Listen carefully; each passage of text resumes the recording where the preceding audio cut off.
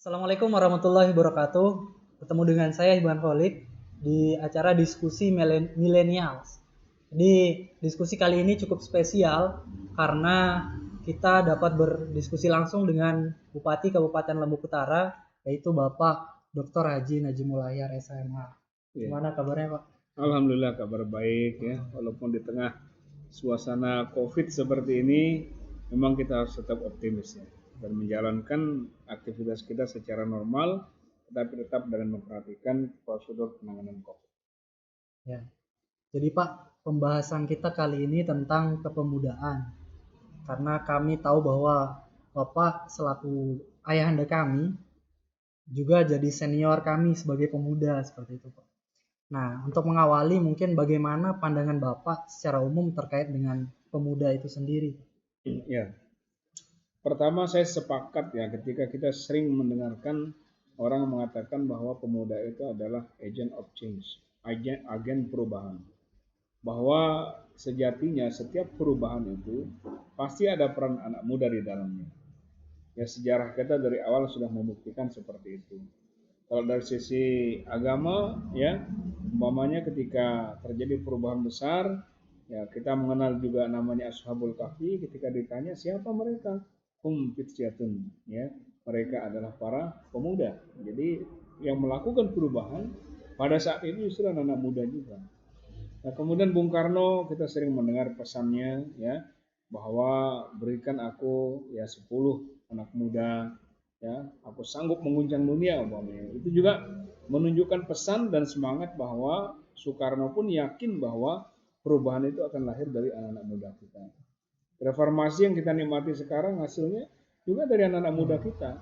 Maka tentu tidak salah kalau kita kemudian mengatakan bahwa memang pemuda adalah merupakan bagian terpenting dari perubahan-perubahan besar.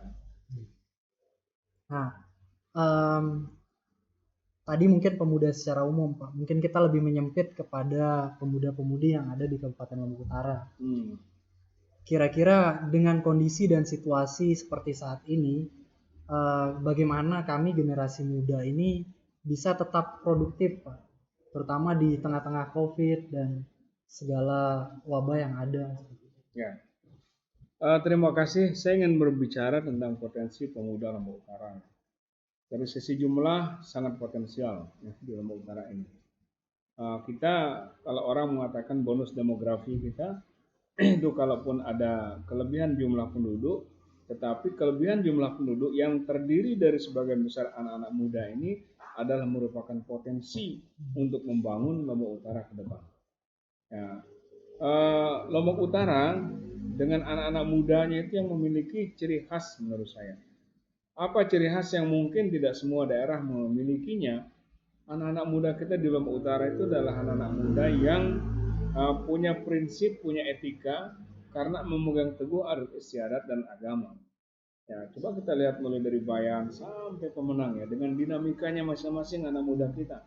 Kalau kita dari Bayan melihat bagaimana anak-anak muda kita ya dengan semangat kearifan lokal yang tinggi, membangun daerahnya, terus semangat keberagamaan muncul. Kita lihat hampir semuanya itu adalah dari anak-anak muda kita. Maka di Lombok Utara, kalau mungkin pertanyaannya tadi bagaimana kami bisa berpartisipasi, maksimalkan potensi yang ada pada diri kita masing-masing. Saya pasti ya melihat bahwa dari satu orang ke orang lain mungkin tidak sama potensi kita, tetapi saya yakin semua punya potensi. Tidak ada satu anak muda pun yang tidak punya potensi. Mereka punya keahlian yang walaupun berbeda-beda, tetapi jika keahlian ini disatukan dan dikumpulkan menjadi satu kekuatan besar untuk membangun Lombok Utara ini ke depan. Kemudian Pak, Bapak kan sebagai bupati selama 5 tahun belakangan tentu telah mengetahui betul karakteristik para pemuda-pemudi di Kabupaten Lombok Utara. Nah, seringkali pemuda-pemudi ini mereka pesimis Pak, tidak yakin kalau mereka ini mampu bersaing dengan pemuda-pemudi yang ada di kota. Kira-kira menurut Bapak, dalam pandangan Bapak itu bagaimana? Pertama saya ingin menyampaikan bahwa tidak ada alasan pesimis itu, ya. Tidak ada, karena apa? Potensi anak-anak muda Lombok Utara luar biasa.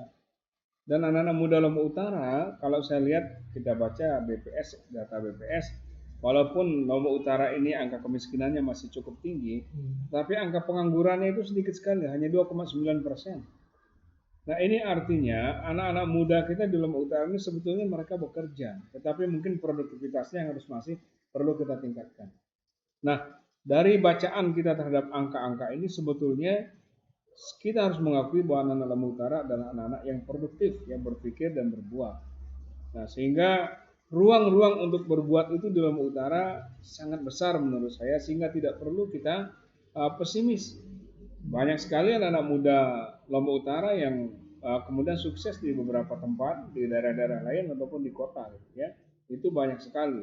Nah, ini menunjukkan sebetulnya anak-anak muda kita bisa kok bersaing dengan orang-orang kota itu. Yeah. Bahkan kalau kita bicara tentang proses belajar penempaan diri, ya, dengan keterbatasan kita yang ada di desa, itu membuat kita harus lebih matang daripada anak-anak kota yang menemukan apa saja bisa mereka lakukan. Ya, kita di desa ya punya keterbatasan, tapi saya meyakini bahwa justru keterbatasan itulah yang membuat kita menjadi survive pada saatnya. Ya, ketika kita harus menjadi manusia yang produktif di masa yang akan datang. Nah, sehingga kalau tadi dikatakan pesimis, saya sekali lagi menyampaikan jangan pernah pesimis. Harus optimis, Pak. Saya sering menyampaikan gambaran. Apa bedanya orang pesimis dengan optimis? Kalau orang yang optimis itu dia melihat tantangan besar di depannya, lalu ada peluang kecil saja. Maka yang dia perhatikan itu adalah peluang itu. Ya, sehingga dia bisa masuk lewat peluang itu walaupun kecil. Tantangannya besar, tapi ada peluang kita. Nah, itu dilihat oleh orang yang pesimis, orang-orang yang optimis. Tetapi sebaliknya, orang yang pesimis itu melihat ada peluang besar, tetapi ada sedikit tantangan di sana. Fokusnya itu pada tantangan itu, sehingga dia tidak jadi memanfaatkan peluang itu karena dia perhatiannya habis penuh tercurah pada tantangan yang ada. Nah, maka saya, ya tentu anak-anak muda kita di Lombok Utara ini mungkin masih ada di antara dua teori yang saya sampaikan tadi. Maka saya ingin mengajak anak-anak muda kita, mari kita berada pada golongan orang-orang yang optimis melihat masa depan, yang memanfaatkan peluang walaupun sesedikit apapun peluang itu, jadikanlah dia sebagai pintu masuk kita untuk masa depan yang terbaik dari kita. Jadi jangan sampai ada pemikiran pesimis. Ya. Lihat betul peluang-peluang yang mungkin bisa dijalankan. Ya. Ya. Kemudian Pak, pemuda ini tentu sangat ingin berpartisipasi dalam membangun daerahnya. Mereka memiliki ide, gagasan, dan sebagainya untuk memajukan daerahnya. Tetapi seringkali mereka bingung bagaimana cara mereka untuk dapat membantu percepatan pertumbuhan dari daerahnya tersebut. Ya, saya melihat bahwa jalan kita untuk ikut membangun daerah ini jangan kita persempit gitu ya. Seakan-akan kita melihat bahwa menjadi pegawai negeri adalah satu-satunya jalan kita untuk bisa membangun daerah. Apa yang Anda lakukan sekarang ini, mewawancari saya, kemudian kita himpun semangat-semangat yang ada, kita himpun untuk kita sampaikan kepada saudara-saudara kita lewat media sosial dan sebagainya. Ini adalah merupakan cara Anda untuk ikut membangun Lombok Utara. Ya, jangan dianggap ini sederhana. Ini sesuatu yang luar biasa nilainya. Kita wawancara saya dengan Anda, dengan adik saya, kemudian hasil wawancara ini kita sampaikan kepada anak-anak muda kita bangun optimismenya. Ini adalah merupakan ruang kita untuk bisa membangun Lombok Utara. Ya, jadi jangan kita bayangkan, selalu saya katakan, boleh ya semua kita karena pendidikan kita, karena apa kita bercita-cita menjadi pegawai negeri, boleh. Tetapi jangan menganggap pegawai negeri sebagai satu-satunya harapan hidup. Ini yang salah. Ya, daerah kita pertanian luas, ya, daerah perikanan. Kemudian kita punya 3 Gili, kita punya Senaru, yang membutuhkan banyak sekali hal-hal yang bisa dilakukan oleh anak-anak muda kita. Saya pernah bertemu dengan seorang anak muda yang mengantar sayur ke hotel-hotel yang ada di Senaru. Itu dia baru kelas 3 aliyah kalau tidak salah, atau kelas 2 aliyah waktu itu. Ya saya ketemu, saya tanya sudah berapa hotel yang bisa datangi. Dia bilang baru 7 hotel. Jadi 7 hotel ini dalam 1 bulan itu omsetnya ratusan juta. Itu anak muda itu masih sekolah gitu. Maka tidak salah kalau saya sering mengatakan, ya, Ya, apa yang Anda bisa lakukan sekarang ini lakukan. Dan jangan pesimis. You can if you think you can. Anda pasti bisa apabila Anda berpikir bahwa Anda bisa melakukannya. Jadi cukup memaksimalkan potensi-potensi yang kita miliki, Iya. Pak. Mungkin jadi petani yang baik, nelayan yang baik sehingga mampu membantu ketahanan pangan di kabupaten Iya. kita.